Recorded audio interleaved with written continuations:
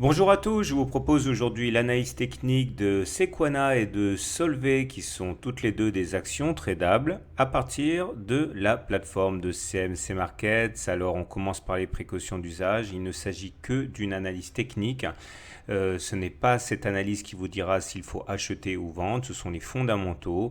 Ces analyses sont juste destinées à vous faire entrer ou sortir sur des points qui sont pertinents et pas à vous donner l'objectif du trade. C'est votre travail sur les fondamentaux de la valeur qui doit vous inciter à acheter ou à vendre. Alors avant de commencer également, je vous invite ce soir, jeudi 28 juillet à 21 heures pour un webinaire gratuit, un spécial grand débutant. Si vous ne connaissez rien à l'analyse technique, c'est le webinaire à ne pas louper. Je vous prendrai par la main et je vous expliquerai comment faire pour vous lancer dans l'analyse technique. L'inscription c'est sur le site et bien sûr c'est gratuit. Alors on commence par Sequana.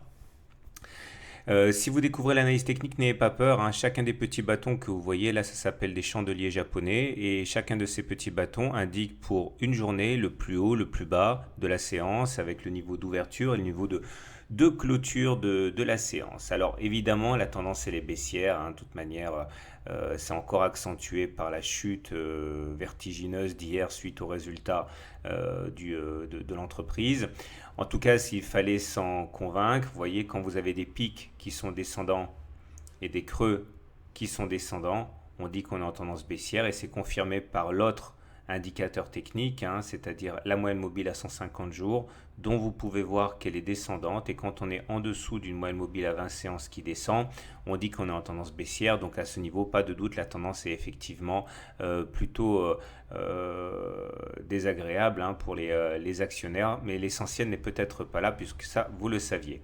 Alors on va zoomer un petit peu et vous voyez que nous sommes en train d'évoluer dans une sorte de canal ici.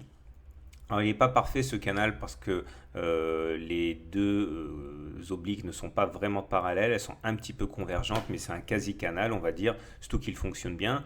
Et la bonne nouvelle, c'est qu'on serait plus très loin de notre calvaire, de la fin de notre calvaire, hein, si on devait accepter ce canal, puisque vous avez ici un support vers les 1,7 euros. Autre élément intéressant à noter, c'est que là, vous avez un gap. Alors, ce gap, c'est le gap de rupture, c'est-à-dire qu'on était en tendance haussière, boum, il n'y a pas de cotation entre les plus bas de cette séance et les plus hauts de cette séance. Ça s'appelle un gap. C'est ça qui explique, hein, le gros décrochage. Mais là, on vient d'ouvrir un autre gap aujourd'hui dont on ne connaît pas encore la nature. Il peut s'agir d'un gap de continuité qui veut dire qu'on va continuer à baisser, notamment par exemple jusqu'à 1,7. Mais il peut vouloir également signifier qu'il s'agit d'un moment d'essoufflement, hein. Si on arrive à reboucher ce gap très rapidement, on va dire dans les 4 ou 5 séances, et bien dans ce cas il s'agirait d'un gap d'essoufflement et qui pourrait augurer effectivement d'une reprise. Donc ce gap, tout en étant inquiétant, dans sa version la plus optimiste, celle du gap d'essoufflement baissier, et bien pourrait être assez intéressant. J'aimerais vous montrer également les indicateurs techniques. Les indicateurs techniques, eh bien, ils sont globalement mal orientés, mais il y a quand même des éléments intéressants à prendre en considération. Le MACD d'abord, vous voyez, il est en dessous de son signal. Le noir est en dessous du rouge, c'est pas bon. Le RSI est en dessous de 20, ça veut dire qu'il est en zone de survente, c'est pas bon du tout non plus. Et le momentum est en dessous de 0, tout ça, ça veut dire que ce sont les baissiers qui sont aux commandes, mais ça encore, vous n'avez pas besoin d'analyse technique pour vous en rendre compte. L'élément intéressant, c'est que vous avez une triple divergence haussière. Vous voyez, les cours ont fait des plus bas entre le 20 juillet et aujourd'hui, mais les indicateurs techniques n'ont pas fait de plus bas. Ça veut dire qu'il y a un possible essoufflement de la tendance baissière, donc il faut garder ça sous le coude. Attention, ça ne veut pas dire qu'il faille acheter, hein, mais ça veut dire que la tendance baissière en cours a tendance peut-être à caler. Et on va terminer avec l'élément le plus intéressant pour les haussiers, c'est la possibilité d'une vague de Wolf. Alors la vague de Wolf, bon, c'est un petit peu technique, c'est la partie la plus difficile de l'analyse technique, donc écoutez que d'une oreille si vous découvrez.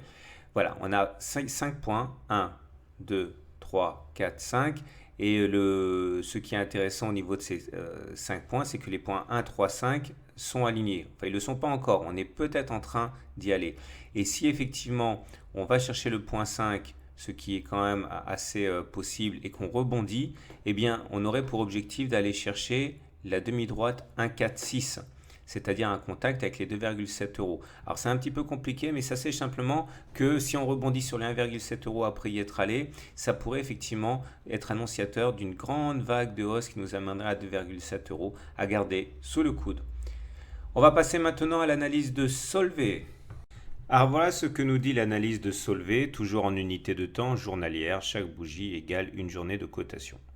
On voit que la tendance est baissière, mais avec un côté neutre qu'il faut relever. Alors, effectivement, les pics sont toujours descendants et les creux sont toujours descendants. Ça veut dire que la tendance est baissière. Néanmoins, le second critère, celui de la moyenne mobile à 150 périodes, ici, eh bien, lui n'est pas aussi clair puisqu'on est au-dessus d'une moyenne mobile à 150 jours qui descend. Autrement dit, au regard de ce critère, eh bien, on est en tendance neutre et pas en tendance baissière. Donc, globalement, on peut dire que la tendance baissière sur Solvay est peut-être finie.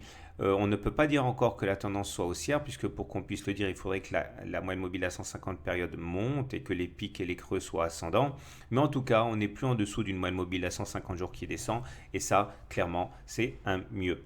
Alors, on va zoomer un petit peu sur ce graphe et voir qu'il y a des éléments qui sont favorables. Notamment, regardez, on a dessiné un double creux ici. Vous voyez, premier creux, deuxième creux.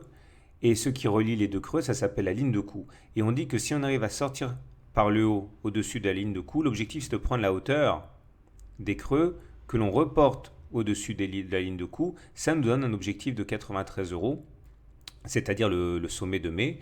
Et cet objectif est valable tant qu'on ne revient pas en dessous de la ligne de coup qui est à 86 euros. Là, effectivement, si on repassait en dessous, ça serait la fin. Mais pour l'instant, on n'y est pas du tout. On est à 88 à peu près, 80, oui. Et tant qu'on se maintient au-dessus de ces 88 euros, eh bien, l'objectif de ralliement des 93 reste une option tout à fait envisageable.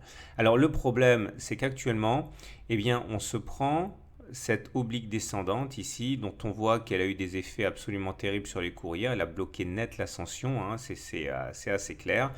Et à noter également que si on y adjoint l'oblique qui est descendante ici, on est dans ce qu'on appelle une figure d'élargissement descendante. Et la bonne nouvelle, c'est que ce genre de figure se casse plus souvent par le haut que par le bas. Alors maintenant, il n'est pas dit que ça soit pour demain ni pour après-demain, parce qu'on a quand même pas mal augmenté.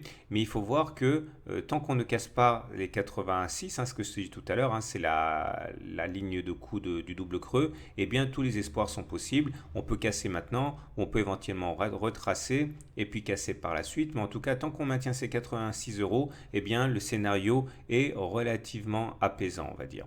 Je voudrais terminer avec les indicateurs techniques. Et là, vous allez voir, c'est pas comme sur Sequana. Le MACD est au-dessus de son signal, le RSI au-dessus de 50 et le momentum est au-dessus de 0. Donc tous les feux sont ouverts avec quand même un bémol, c'est-à-dire qu'il y a une divergence baissière. Vous voyez, l'indicateur technique a fait un plus haut sur le MACD, sur le RSI, sur le momentum, mais ce n'est pas le cas sur les cours. Regardez, entre ces dates-là et ces dates-là, okay, les moments où on fait des plus hauts, eh bien, on n'a pas fait de plus haut. Donc ça, c'est un petit peu l'inverse de ce qu'on a dit tout à l'heure. Ça montre que la tendance haussière en cours est peut-être un petit peu à bout de souffle. En tout cas, on surveillera de très très près les 86 euros que j'ai mentionné à plusieurs reprises. Voilà. Alors, une toute dernière chose, mais pour ceux qui connaissent les autres, c'est un petit peu compliqué, ça s'appelle l'Ishimoku. L'idée, c'est qu'on a un nuage. Ici, c'est la zone qui est un peu grisée. On sait que quand on est au-dessus du nuage, on est en tendance haussière.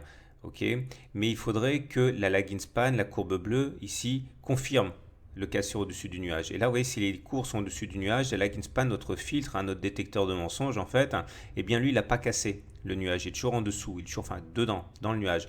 Donc, voilà pourquoi ça bloque. Pour avoir un coup d'accélérateur haussier, il faudrait que la lagging span aille également au-dessus du nuage, c'est-à-dire qu'il faudrait que les cours, clairement, clôturent au-dessus de 88,5, 89, enfin oui, plutôt 89 euros. Et si les cours clôturaient au-dessus de 89 euros, la lagging span passerait au-dessus du nuage et ça serait très encourageant pour la suite. Voilà, il ne me reste plus qu'à vous inviter à vous inscrire au webinaire de ce soir, gratuit, je répète, 28 juillet, 21h à 22h, une demi-heure pour les débutants, pour vous apprendre à faire vos premières analyses techniques. N'hésitez pas, c'est gratuit.